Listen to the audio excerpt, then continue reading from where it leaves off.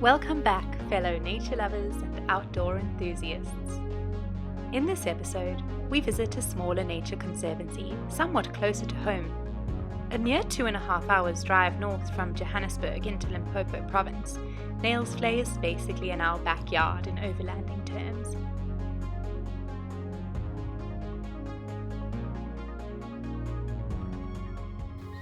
We have arrived at Nylsvley and we have the campsite all to our lonesome selves. There's a beautiful sunset and lots of peace and quiet, lots of bird sounds. There's a braai. There are tables, which is extremely lucky because we forgot to bring our table. And bathroom over there. And we're going to set up our campsite right over here. The campsite is inside the main gates of the reserve.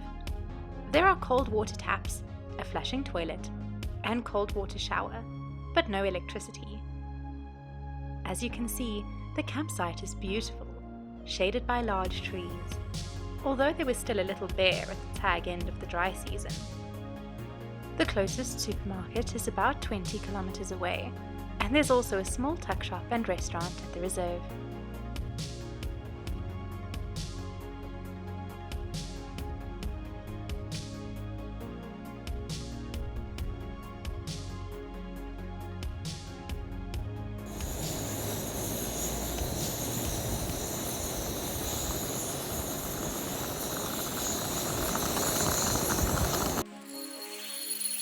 After some coffee, we were ready to explore. You're walking in a Nylsvley.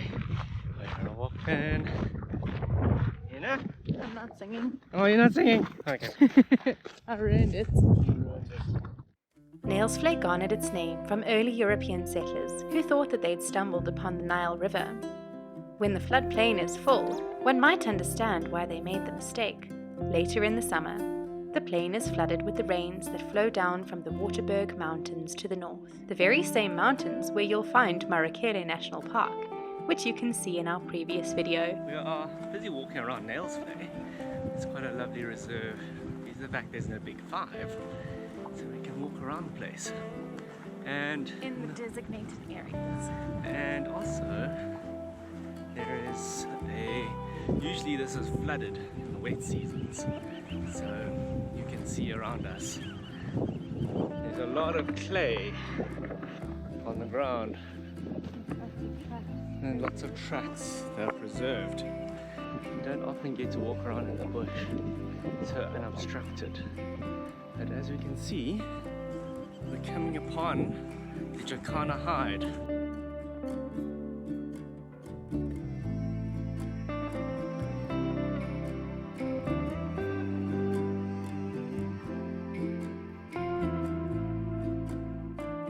The Kgalagadi has walkways to carry you over the marsh when the water level is at its height. But for now, the rainy season had only just begun.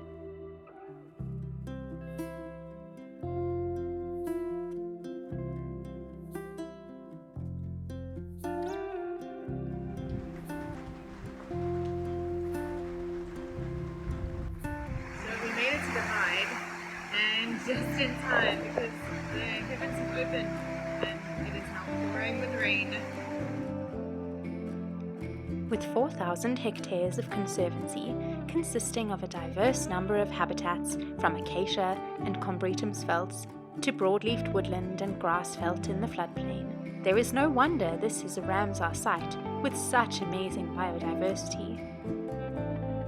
Over 400 species of birds are known to reside or visit, including 102 waterbird species. There are some large mammals which you'll see through the course of the video, but there are no big five animals except for leopards, which are very shy and tend to avoid humans. We were able to identify 53 bird species. Not bad for amateur birders in the dry season. With the help of Roberts, we have included labels for our sightings, but please leave a comment if we've made any mistakes.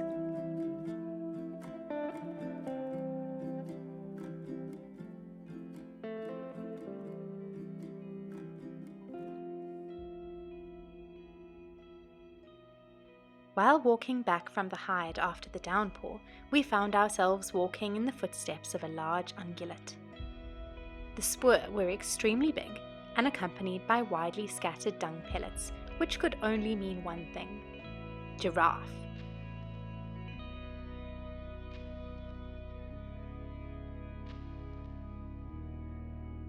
We were awestruck seeing these gentle giants while walking on foot through the bush. Giraffes are indeed another of my favorite animals.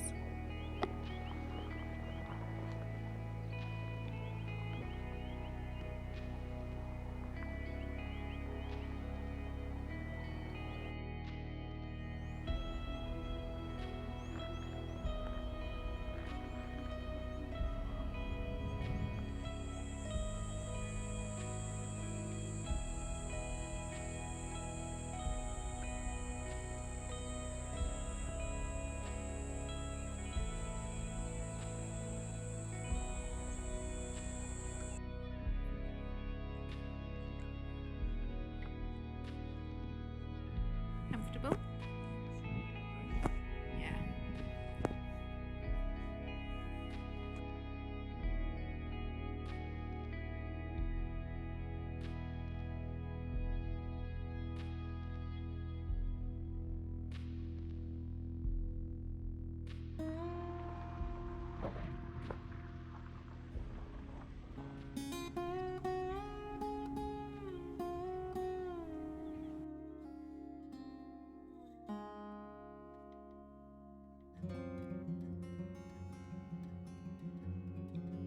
A late afternoon drive to Jacana can offer up plenty of interesting sightings, including jackals and scrub hares.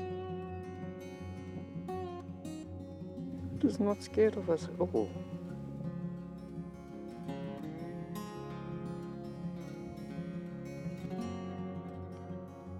Golden ale, golden hour.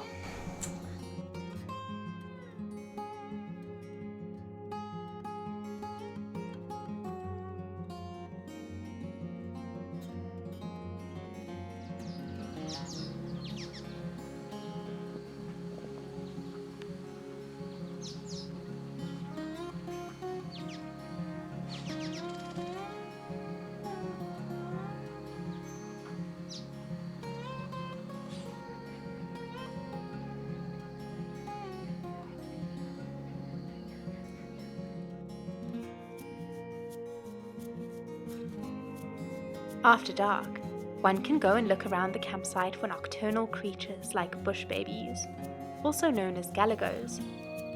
These little primates hop through the trees looking for insects, fruit and leaves, with their large eyes well adapted for night vision. This little one is keeping very still while its parents are foraging nearby. Let's not disturb it any longer.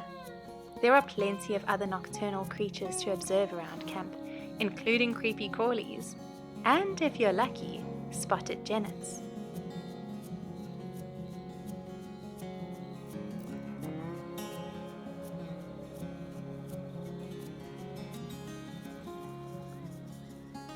The next day, we drove to the Jacana hide at sunrise to see what we could see. Animals are usually most active at dawn and dusk, and here at Nylsvley, you can head out as early as you like, as you don't need to wait for any gates to open.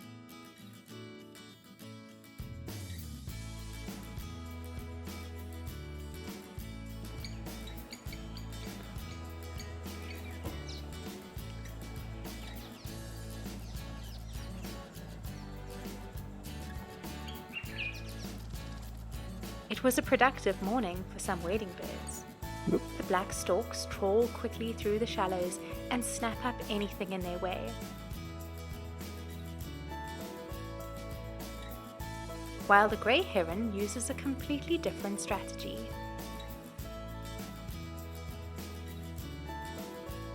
Like a spear fisherman, it hunts with patience and deadly accuracy, and is rewarded with a big fat catfish.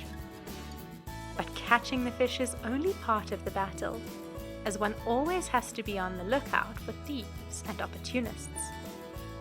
Although we didn't catch it on camera, we saw this heron struggle to consume the large, still flailing catfish, and its prize was quickly lost to the hummerkorps, who take whatever opportunity they can get, including stealing another bird's catch.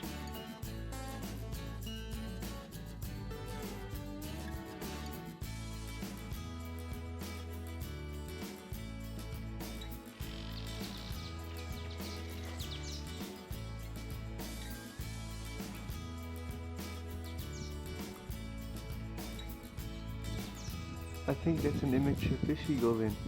A lone roan antelope joined us at the waterhole for a while before wandering off. This was the best sighting I've ever had of this rare antelope. It is very hot. The day turned into a scorcher, and we hid under damp cloths for some DIY air conditioning. What is it called? Ah, that's like a dog panting, right? Yeah. Or a human sweating. Essentially, as it wants to evaporate, it will cool the environment in the area. Well, it works. Braving the heat, we ventured out to the hides on the northeastern side of the reserve, overlooking large open floodplains, blue wildebeest, tsessebe, zebra, waterbuck, ostrich, impala, and of course, plenty of birds.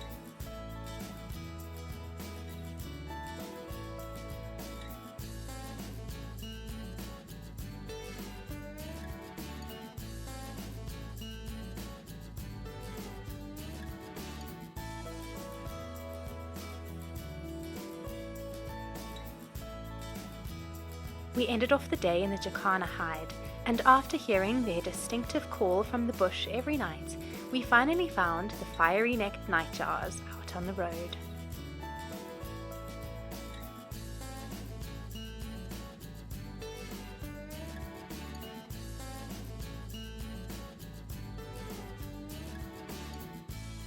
The next morning, we started the day with blueberry pancakes.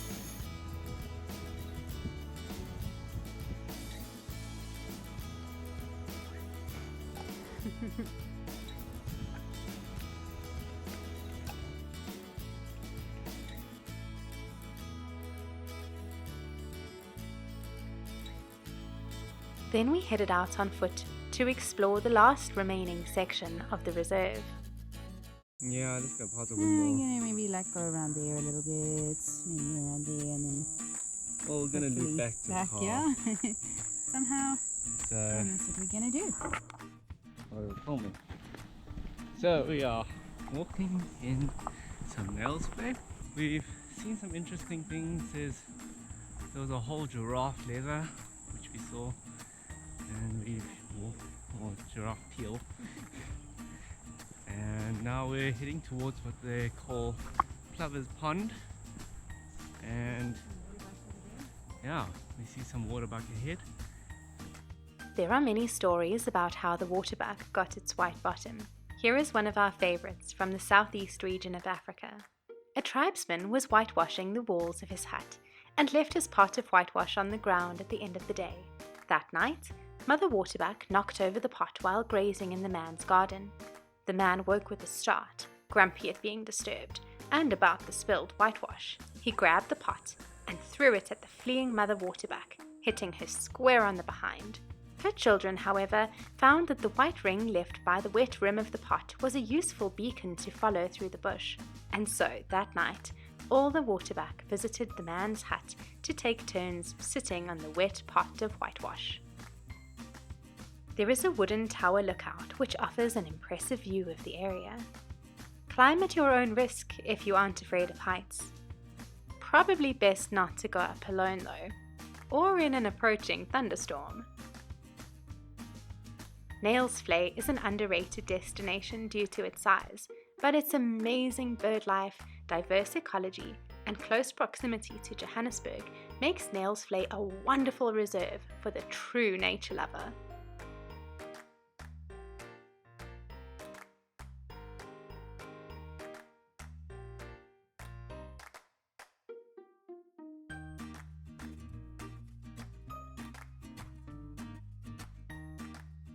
The best part for me was getting to tick off the checklist of birds we received upon arrival.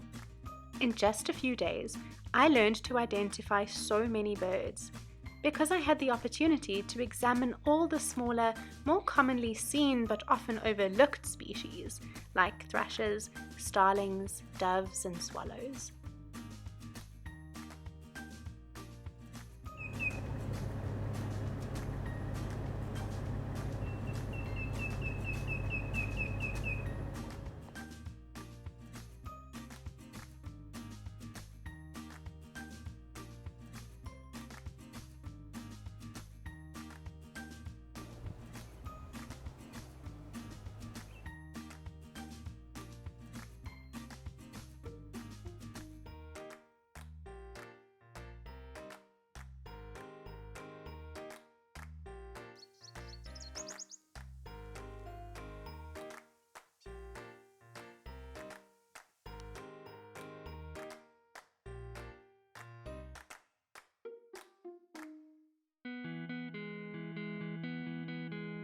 Join us next time as we find more hides in the expansive Kgalagadi Transfrontier Park.